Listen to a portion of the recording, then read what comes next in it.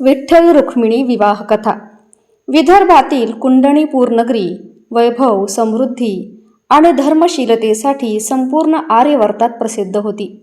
त्या नगरीचा अधिपती राजा भीमक हा न्यायप्रिय, सत्यनिष्ठ, प्रजावत्सल आणि भगवंताचा अखंड भक्त होता. त्याची पत्नी राणी शुद्धमती ही पतिव्रता, दयाळू आणि अत्यंत सात्विक स्वभावाची होती. राज्यात धन धान्याची कमतरता नव्हती. प्रजा सुखी होती. नद्या 12ही महिने वाहत होत्या. शेतात सोन्यासारखी पिकं डोलत होती. मंदिरे होती. तरीही राजवाड्यात एक दुःख कायमचे घर करून बसले होते. राजा आणि राणीला अपत्य प्राप्ती होत नव्हती.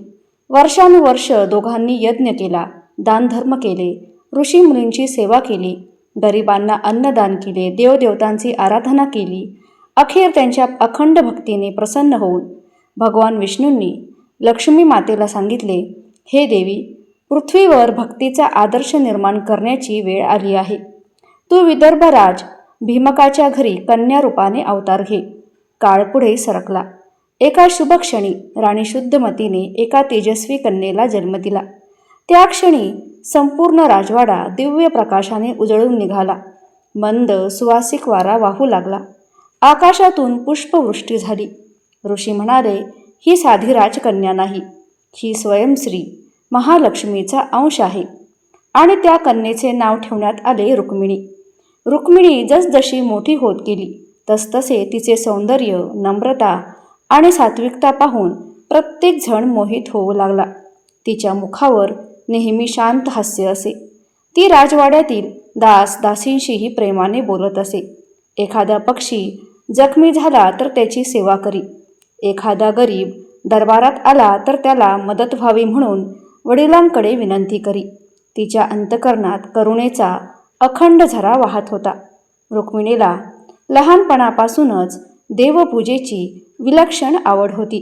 रोज सकाळी स्नान करून ती तुळशीची पूजा करी, देवीचे स्तोत्र म्हणी आणि भगवान विष्णूच्या चरणी फुले अर्पण करी. तिला देवांची कथा ऐकायला फार आवडत असे. राजवाड्यात जेव्हा जेव्हा संत, ऋषी किंवा विद्वान येत असत तेव्हा ती सर्व कामे सोडून त्यांच्या मुखातून भगवंताचे चरित्र ऐकत बसे. एके दिवशी एका वृद्ध ऋषींनी भगवान श्रीकृष्णांच्या बाललीला सांगायला सुरुवात केली. त्यांनी सांगितले, गोकुळात जन्मलेल्या तो नंदाचा कृष्ण, ज्याने पुतना, तृणावत, आघासूर यांचा संहार केला, ज्याने गोवर्धन पर्वत उचलून भक्तांचे रक्षण केले, त्याच्या बासरीच्या सुराने संपूर्ण वृंदावन मोहित होत असे, तोच भगवान आज द्वारकेचा अधिपती आहे. हे वर्णन ऐकताच रुक्मिणीच्या अंगावर रोमांच उभे राहिले. तिने डोळे मिटले. अंतकरणात एका अद्भुत आनंद दाटून आला. तिने मनोमन विचार केला, जो इतका दयाळू व धर्मरक्षक आणि भक्तवत्सल आहे त्यालाच मी माझा स्वामी मानेन. आणि त्या दिवसापासून रुक्मिणीच्या प्रत्येक प्रार्थनेत एकच नाव होते, श्रीकृष्ण. दुसरीकडे भगवान श्रीकृष्ण धर्मरक्षणाचे कार्य करत होते. दुष्टांचा नाश आणि सज्जनांचे रक्षण हेच त्यांचे जीवन कार्य होते. त्यांच्या पराक्रमाची कीर्ती चारही दिशांना पसरली होती. प्रत्येक संत, प्रत्येक प्रवासी, प्रत्येक ब्राह्मण कृष्णांच्या गुणांचे वर्णन करत फिरत होता. काळ पुढे सरकत गेला. रुक्मिणी आता विवाहयोग्य झाली. तिच्या सौंदर्याची आणि गुणांची कृती अनेक राजांपर्यंत पोहोचली. अनेक राजकुमाराने विवाहाचा प्रस्ताव पाठवला. पण राजा भीमक आणि राणी शुद्धमती यांच्या मनात एकच इच्छा होती, आपल्या कन्येचा विवाह भगवान श्रीकृष्णांशी व्हावा. त्यांनाही जाणवत होते की रुक्मिणीच्या अंतकरणात श्रीकृष्णांशिवाय दुसरे कोणीही नाही. परंतु नियती अजून एक परीक्षा घेणार होती. रुक्मिणीचा मोठा भाऊ रुक्मी हा अत्यंत अहंकारी होता. त्याला श्रीकृष्णाचा पराक्रम मान्य नव्हता. त्याच्या मनात यादवांविषयी भयंकर द्वेष होता. त्यामुळे त्याने मनोमन ठरवले की आपल्या बहिणीचा विवाह श्रीकृष्णाशी कधीच होऊ देणार नाही. आणि याच निर्णयातून पुढे घडणार होतं भक्ती, प्रेम, धैर्य आणि परमेश्वरावरील अखंड विश्वासाचा अद्भुत इतिहास. रुक्मिणी स्वयंवर. राजा भीमकाच्या मनात श्रीकृष्णाविषयी आदर होता. राणी शुद्धमतीलाही आपल्या कन्येच्या मनातील भाव समजले होते. परंतु राजदरबारात सर्वात प्रभावशाली व्यक्ती होता रुक्मी. युद्ध केलेत, पारंगत, पराक्रमी, पण अहंकाराने अंध झालेला. त्याला वाटत होते की विदर्भाचे वैभव अधिक वाढवायचे असेल तर बलाढ्य राजाशी संबंध जोडले पाहिजेत. त्यामुळे त्याने चेरी देशाचा राजा शिशुपाल याला रुक्मिणीचा योग्य वर मानले. त्याने वडिलांवर दबाव टाकण्यास सुरुवात केली. एके दिवशी राज्यसभेत रुक्मी म्हणाला, पिताश्री, आपण इतक्या मोठ्या राज्याचे अधिपती आहात. आपल्या कन्येचा विवाह एखाद्या गवळ्याशी कसा होईल? श्रीकृष्णाने कितीही पराक्रम केले असले तरी तो यादव आहे. त्याच्याकडे कोणते साम्राज्य आहे, कोणता राजवंश आहे? परंतु शिशुपाल हा महासामर्थ्यवान राजा आहे. त्याच्याशी विवाह झाला तर विदर्भाचे सामर्थ्य आणखी वाढेल. रुक्मीचे शब्द ऐकून राजा भीमक शांत बसला. त्याला माहीत होते की श्रीकृष्ण कोण आहेत, पण पुत्राच्या हट्टामुळे त्याचे मन व्याकुळ झाले. राणी शुद्धमतीच्या डोळ्यात अश्रू उभे राहिले. रुक्मिणी आपल्या महालात होती, पण हा सर्व संवाद तिच्या कानावर पडला. तिच्या हृदयात जणू वज्रघात झाला. त्या रात्री रुक्मिणीला झोप लागली नाही. ती राजमहालाच्या गच्चीवर आली. चंद्रप्रकाश संपूर्ण नगरीवर पसरला होता.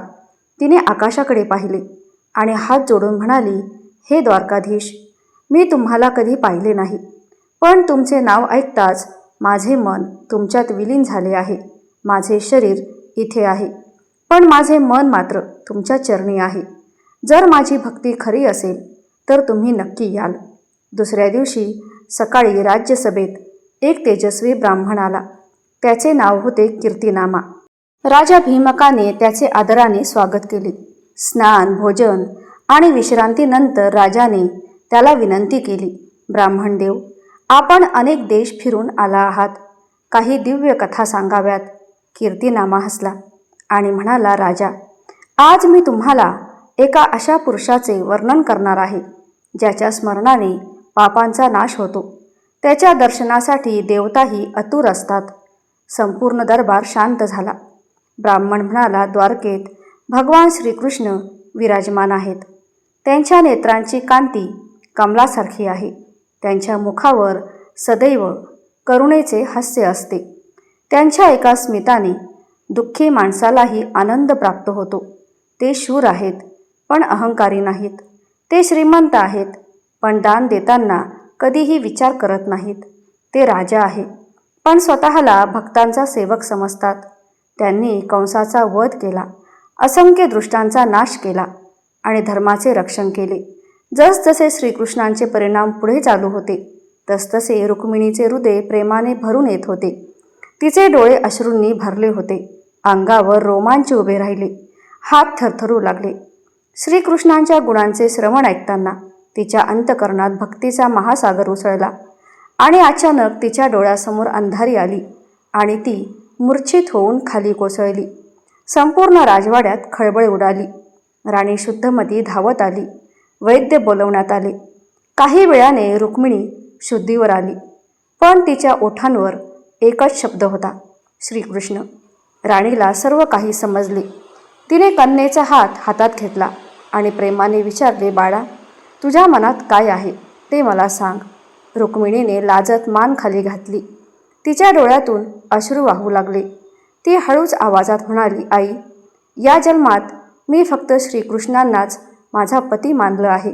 त्यांच्याशिवाय दुसऱ्या कोणाचाही विचार माझ्या मनात येत नाही. जर माझा विवाह दुसऱ्या कुणाशी झाला तर माझे प्राण टिकणार नाहीत. आईने तिला मिठी मारली. तिच्या डोळ्यातही अश्रू होते.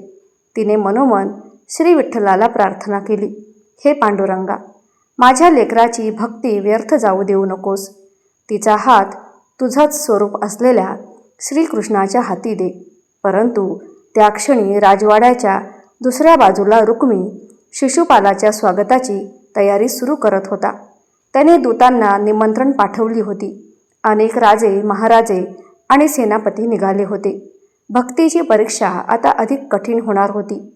पण जिथे भक्तांचा निर्धार अढळ असतो तिथे परमेश्वर स्वतः मार्ग काढतो आणि या मार्गाची सुरुवात होणार होती रुक्मिणीच्या त्या अमरपत्राने.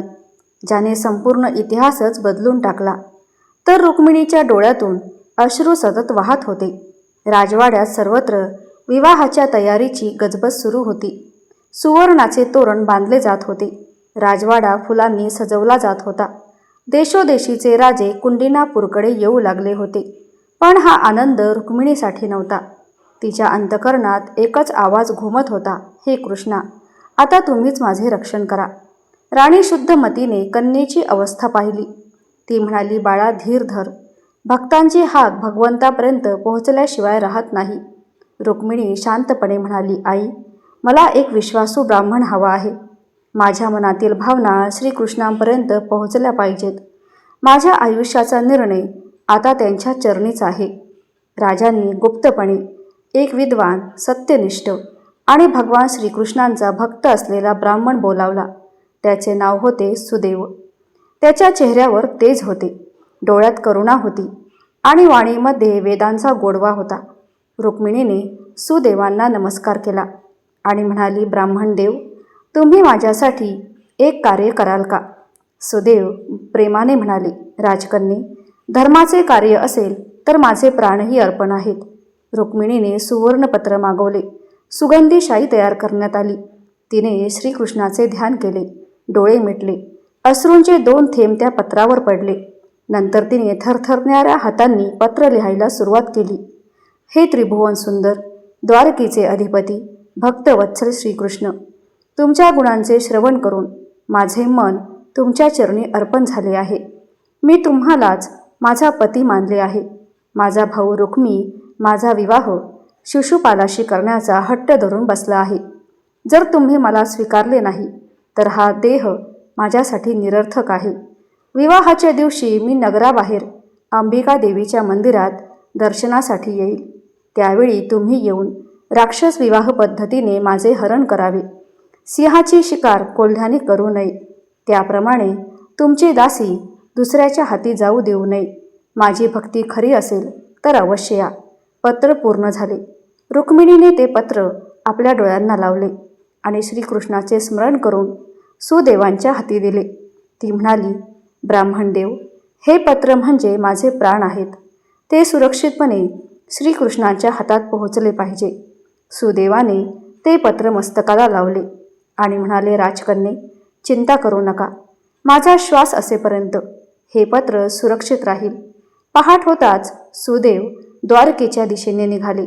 वाटेत घनदाट अरण्ये होती. वेगवान नद्या होत्या. उंच उंच पर्वत होते. उन्हाची कडक झळ होती. पण त्यांच्या मनात एकच ध्यास होता, श्रीकृष्णांपर्यंत हे पत्र पोहोचवायचे. अनेक दिवसांच्या प्रवासानंतर त्यांना दूरवर समुद्रकिनारी वसलेली दिव्य द्वारका नगरी दिसली. सुवर्ण भिंतींनी वेढलेली नगरी सूर्यप्रकाशात चमकत होती. उंच महाल, विशाल प्रवेशद्वारे, रत्नजडित रस्ते, शंख नद्यांनी दुमदुमणारी मंदिरे आणि आनंदी प्रजा पाहून सुदेव क्षणभर थक्क झाले. राजमहालाच्या प्रवेशद्वारावर द्वारपालांनी त्यांना थांबवले. सुदेव म्हणाले, मी विदर्भ देशातून आलो आहे. माझ्याकडे भगवान श्रीकृष्णांसाठी अत्यंत महत्त्वाचा संदेश आहे. द्वारपालाने ती वार्ता आतपर्यंत पोहोचवली. भगवान श्रीकृष्णांना समजताच क्षणाचाही विलंब न करता स्वतः राजसिंहासनावरून उठले. त्यांनी दारापर्यंत येऊन सुदेवांचे स्वागत केले. त्यांच्या चरणावर पाणी घातले. त्यांना उच्च आसन दिले आणि स्वतः त्यांच्यासमोर नम्रतेने बसले. सुदेवाच्या डोळ्यात आनंदाश्रू होते. ते म्हणाले, जो संपूर्ण विश्वाचा स्वामी आहे तो आज एका साध्या ब्राह्मणाची अशी सेवा करीत आहे आणि म्हणून तो भक्तांचा देव आहे. भगवान श्रीकृष्ण हसत म्हणाले, ब्राह्मण देव, तुमचा प्रवास सुखरूप झाला ना? विदर्भात सर्व कुशल आहे ना? तुम्ही इतक्या दूर कोणत्या कार्यासाठी आला आहात? सुदेवांनी आपल्या वस्त्रातून ते पत्र अत्यंत आदराने बाहेर काढले. दोन्ही हाताने ते श्रीकृष्णाच्या चरणाशी ठेवले आणि म्हणाले, हे प्रभू, हे विदर्भ राजकन्या रुक्मिणीचे पत्र आहे. तिच्या जीवनाचा निर्णय आता तुमच्या हातात आहे. श्रीकृष्णांनी ते पत्र घेतले. त्यांच्या मुखावरचे मंद स्मित अधिकच फुलले. त्यांनी हळूहळू ते पत्र उघडले. प्रत्येक ओळ वाचताना त्यांच्या नेत्रात करुणा, प्रेम आणि भक्तीचा आनंद दाटत गेला. पत्र संपताच त्यांनी क्षणभर डोळे मिटले आणि मनात म्हणाले, रुक्मिणी, तुझी भक्ती मला इथे स्वस्थ बसू देणार नाही. मी येतो तुझ्यासाठी, तुझ्या प्रेमासाठी आणि भक्तीच्या विजयासाठी. आणि याच क्षणी द्वारकेतून कुंडिनापूरकडे मिळणाऱ्या त्या दिव्य प्रवासाची सुरुवात झाली, जो पुढे संपूर्ण जगासाठी फक्त विश्वास आणि परमप्रेमाचे अमर प्रतीक ठरणार होता. रुक्मिणीचे ते पत्र वाचून भगवान श्रीकृष्णांच्या मुखावर प्रसन्न हास्य फुलले. त्या पत्रातील प्रत्येक शब्द भक्तीने ओथंबलेला होता. त्यात राजकन्येचा अहंकार नव्हता, वैभवाचा गर्व नव्हता, तर एका निष्कलंक भक्ताचे परमेश्वराला केलेले संपूर्ण आत्मसमर्पण होते. श्रीकृष्ण काही क्षण पत्र हातात घेऊन शांत बसले. त्यांच्या डोळ्यात करुणा दाटून आली. ते शिवदेव ब्राह्मणांकडे पाहत म्हणाले, ब्राह्मण देवा, रुक्मिणीने मला पती म्हणून नाही तर परमेश्वर म्हणून स्वीकारले आहे. तिच्या भक्तीची लाज मी कधी जाऊ देणार नाही. भक्ताच्या रक्षणासाठी मी क्षणाचाही विलंब करीत नाही. आणि असे म्हणून श्रीकृष्णाने सारथी दारुकाला तातडीने बोलावले. दारुका, आपला गरुड ध्वज असलेला रथ ताबडतोब तयार कर. 4ही दिव्य अश्व जोड. आपण आत्ताच विदर्भाकडे निघणार आहोत. दारुकाने विनम्रपणे मस्तक झुकावले आणि काही क्षणात सुवर्णमय रथ राजवाड्यासमोर उभा राहिला. त्या रथावर गरुड ध्वज डोलाने फडकत होता. शैव, सुग्रीव, मेघ, पुष्प आणि बलावहक हे 4 दिव्य अश्व अधीर झाले होते. सुदेव ब्राह्मणांना रथात बसवून भगवान श्रीकृष्ण स्वतः रथावर आरूढ झाले. शंखनाद झाला. संपूर्ण द्वारकेतील लोकांनी भगवानांना प्रणाम केला. क्षणात तो देव वाऱ्याच्या वेगाने विदर्भाच्या दिशेने धावू लागला. श्रीकृष्ण निघून गेल्यानंतर काही वेळाने बलरामांनाही बातमी समजली. त्यांनी विचारले, कृष्ण एकटेच गेलेत? विदर्भात शिशुपाल, जरासंध, रुक्मी आणि अनेक बलाढ्य राजे जमले आहेत. युद्ध होण्याची शक्यता आहे. आणि क्षणाचाही विलंब न करता बलरामाने यादवांची विशाल सेना सज्ज केली. हत्ती, घोडे, रथ, पायदळ आणि पराक्रमी यादवही कुंडिनापूरच्या दिशेने निघाले. या दरम्यान कुंडिनापुरात विवाहाची तयारी अंतिम टप्प्यात पोहोचली होती. राजवाडा फुलांनी, सुवर्ण तोरणांनी आणि रत्नाच्या माळांनी सजवला गेला होता. देशोदेशीचे राजे आपल्या सैन्यासह तिथे आले होते. शिशुपाल मोठ्या दिमाखात नगरात दाखल झाला आणि त्यांच्या स्वागतासाठी रुक्मी स्वतः उपस्थित होता.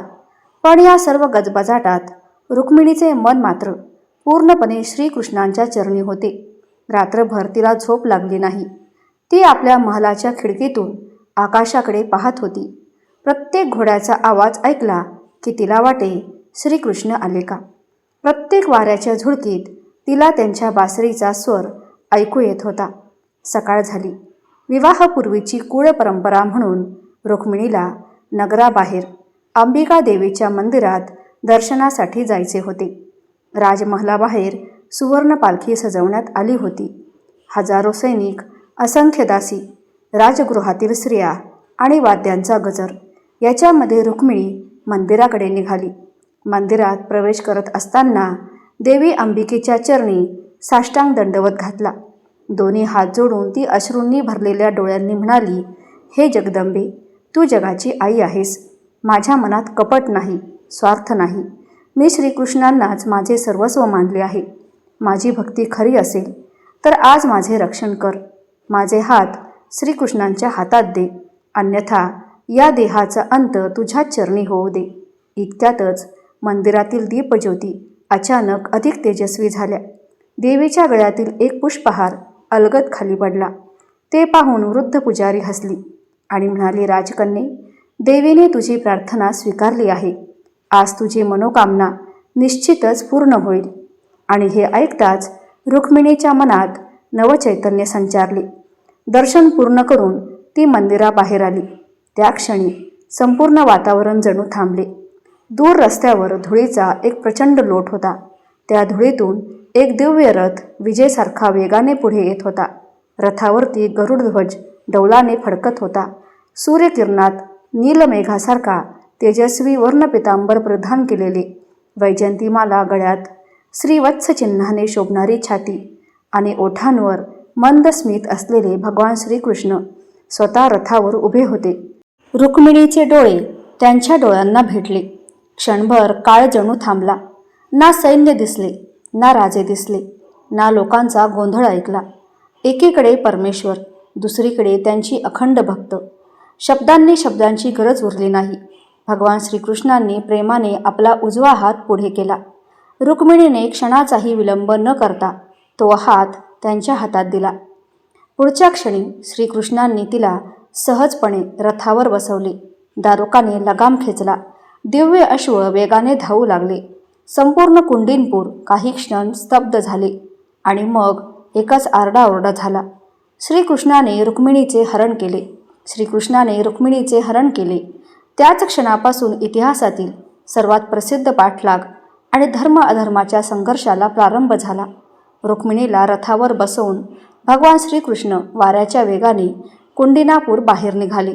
गरुडध्वज आकाशात दिमाखाने फडकत होता.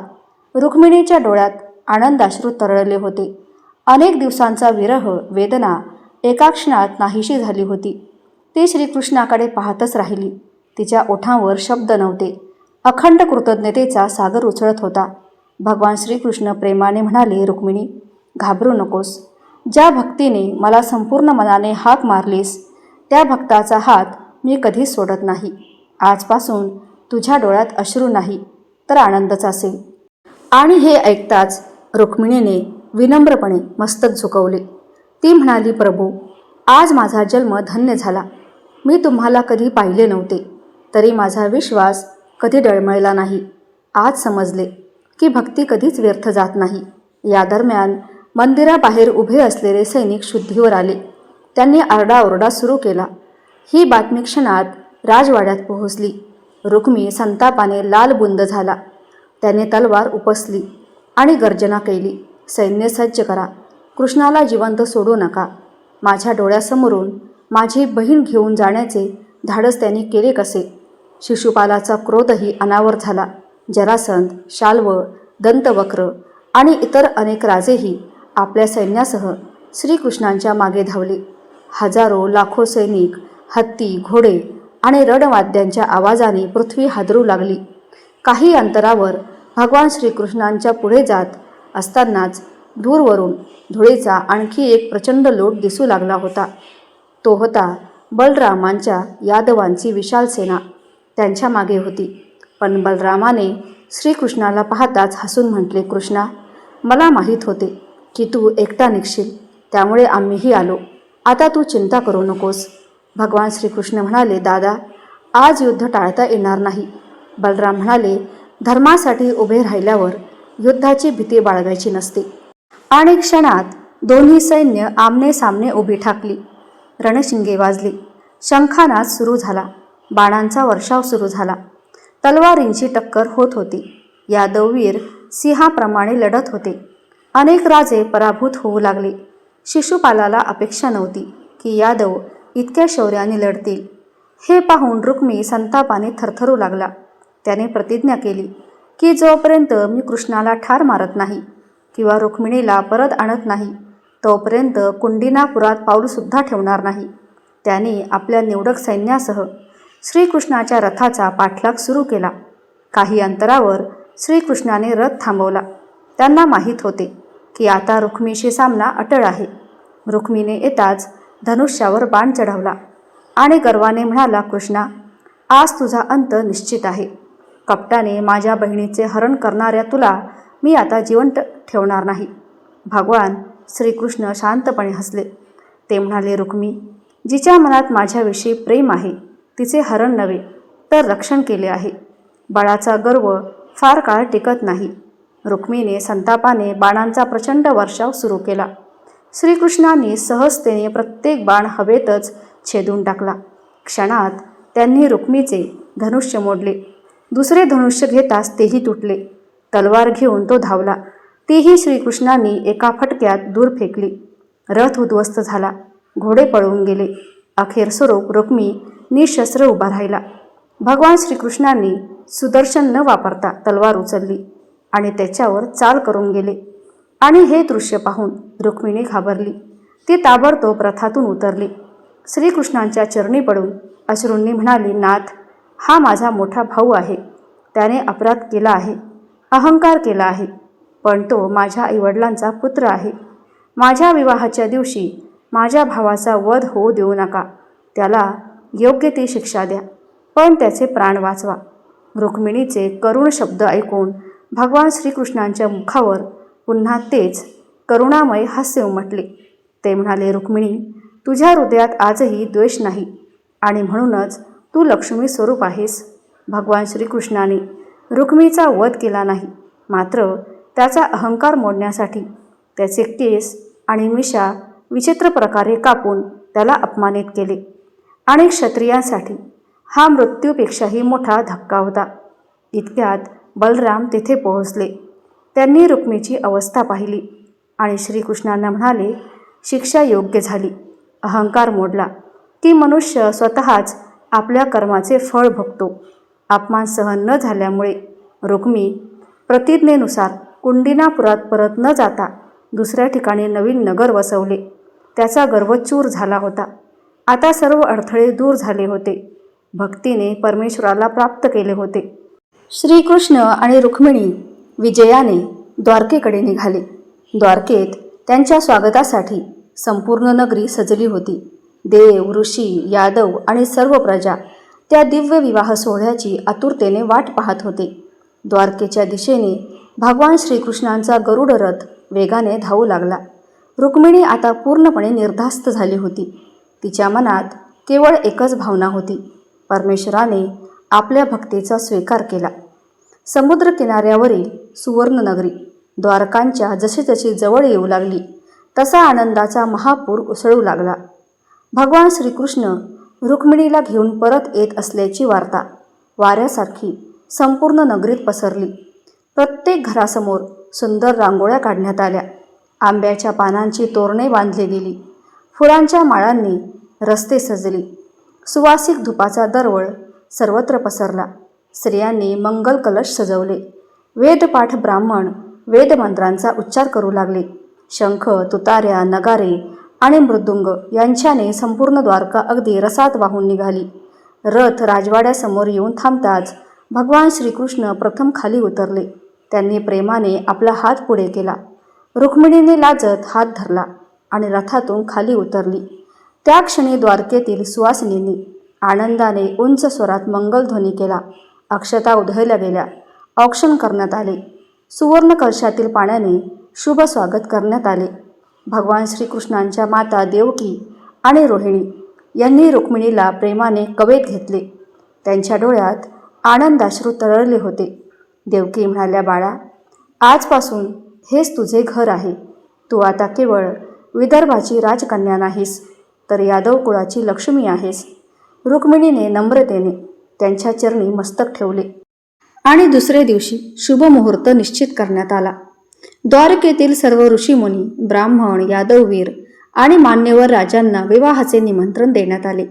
समुद्रकिनारी विशाल मंडप उभारण्यात आला. सुवर्णस्तंभ व त्यांच्या माळा, फुलांच्या कमानी आणि रत्नदिव्यांनी तो मंडप दिव्य दिसत होता. शुभ मुहूर्तावर प्रथम सीमांत पूजनाचा विधी झाला. भगवान श्रीकृष्णाचे विधिवत स्वागत करण्यात आले. त्यानंतर हळदीचा मंगल सोहळा पार पडला. सुवासिनींनी हळदीची उटी लावली. मंगलगीते गाऊ लागल्या. आला आला द्वारकेचा राजा, रुक्मिणीचा आज साजरा साजा. संपूर्ण वातावरण भक्तीने आनंदाने भरून गेले. नंतर विवाह मंडपात श्रीकृष्ण आणि रुक्मिणी समोरासमोर उभे राहिले. अंतरपाठ धरण्यात आला. वेदमंत्र सुरू झाले. ब्रह्मदेव, महादेव, इंद्र सर्व देवता अदृश्य रूपाने त्या दिव्य विवाहाचे साक्षीदार झाले. मंगलाष्टक सुरू झाले. शुभमंगल सावधान. अंतरपाठ दूर होताच श्रीकृष्ण आणि रुक्मिणी यांनी एकमेकांच्या गळ्यात पुष्पहार घातला. त्या क्षणी आकाशातून पुष्पवृष्टी झाली. देवतांनी दुदंबी वाजवल्या. गंधर्व यांनी गायन केलं. अप्सरा आनंदाने नृत्य करू लागल्या. अग्निदेवाला साक्षी ठेवून सप्तपदी झाली. प्रत्येक पावलागणिक दोघांनी धर्म, सत्य, प्रेम, करुणा, कर्तव्य आणि लोककल्याणाची प्रतिज्ञा केली. कन्यादानाचा प्रसंग अत्यंत भावपूर्ण होता. राजा भीमकाने आणि राणी शुद्धमतीही विवाहासाठी द्वारकेत आले होते. राजा भीमकाने अश्रूंनी भरलेल्या डोळ्यांनी रुक्मिणीचा हात भगवान श्रीकृष्णांच्या हातात ठेवला आणि म्हणाले, प्रभू, आज मी माझ्या आयुष्यातील सर्वात अमूल्य धन तुमच्या स्वाधीन करीत आहे. ही माझी कन्या नाही, ही तुमची लक्ष्मी आहे. त्याचा स्वीकार करा. भगवान श्रीकृष्णांनी विनम्रतेने त्यांचे हात धरले आणि म्हणाले, राजन, आज तुम्ही कन्यादान केले नाही, तर भक्तीचाच माझ्याशी विवाह लावून दिला आहे. हा प्रसंग पाहून उपस्थित प्रत्येकाच्या डोळ्यात आनंदाश्रू आले. विवाहानंतर रुखवत, आशीर्वाद, भोजन आणि विविध मंगलविधी पार पडले. संपूर्ण द्वारकेत अनेक दिवस अन्नदान करण्यात आले. गरिबांना अन्नदान देण्यात आले. ब्राह्मणांना सुवर्णदान करण्यात आले. कोणीही उपाशी राहू नये म्हणून प्रत्येक चौकात अन्नछत्र उघडण्यात आले.